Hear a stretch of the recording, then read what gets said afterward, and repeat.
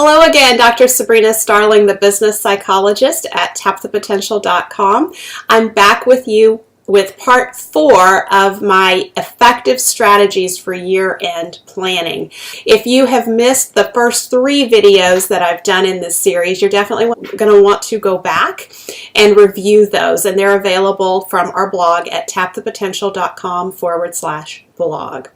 So with part 4, we're talking about you've got your vision in place, you've done your inventory of what you've put in place, you've given thought to what you need to build on, and now we need to take stock and we need to look at what the growth that you're predicting and how you're going to accomplish it. So now we want to break the year into 4 quarters and work backward. So what do you need to accomplish in Q4, business and personal, to hit your bigger goal? And what do you then need to accomplish in Q3, Q2, and Q1? Once you have your quarterly goals identified, then you want to break these down into your Q1 weekly targets. So what do you need to accomplish in the last week of quarter 1, and then each week working back to the very first week in January. So you've broken your first quarter into weekly targets that are going to help you hit your quarterly goal. Now, a couple of things I want to caution you on when it comes to goal setting. As you're looking at quarterly goals, it is really best to just have 1 or 2 major focuses per quarter. So maybe 1 major focus in your business as well as 1 major focus in your personal life. We cannot hold multiple goals in mind. Our energy gets very scattered. So I really encourage you to work more sequentially on 1 important thing at a time versus trying to do 3 or 4 important things all at once. You'll get a lot better traction. This is very important when it comes to thinking about making our time worth $10,000 an hour. Those high value activities that you've heard me talk about in previous webinars, those are the things that should be your quarterly goals. So let me give you an example.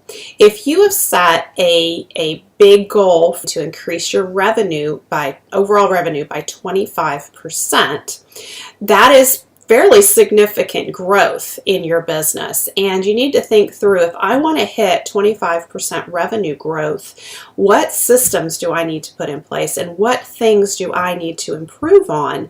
Also ask yourself, what are the skills and tools and resources that I will need to hit that level of growth? And this comes to budgeting. How much time are you willing to budget for yourself to acquire the new skills that you're going to need to grow your business to that level? So the bigger the revenue growth you want to hit, the more on the business time you need to be willing to invest in the business. Now, for some of you, it's not about the revenue growth, it's about the freedom growth and how much more freedom you want to generate from your business. And that ties into profitability.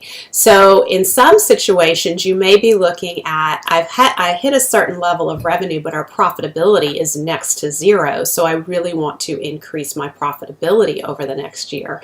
Again, that's going to require some time and effort and also investment in learning the skills that you need and setting up the systems to be more profitable. So in terms of budgeting, really give some thought to how much time are you willing to invest to hit the goals that you're wanting to hit, and how much money are you willing to invest to hit your goal. Another area that we are terrible at planning for is our downtime and time off. So I really encourage you to get your calendar out and block out your vacation time now so that you can plan around it. I like to give my clients vacation tests in their business. So whatever amount of time you've typically taken as vacation in the past year, block out double that on your calendar. Why? Because going on vacation forces us to get into action. So if you've just taken a couple days off last year, then double that. If you've just taken 2 weeks off last year, this year, double it.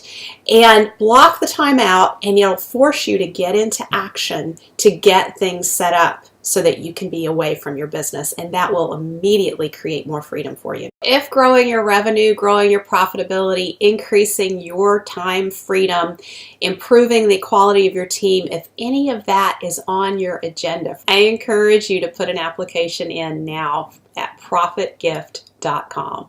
And maybe I'll be seeing you on the other side.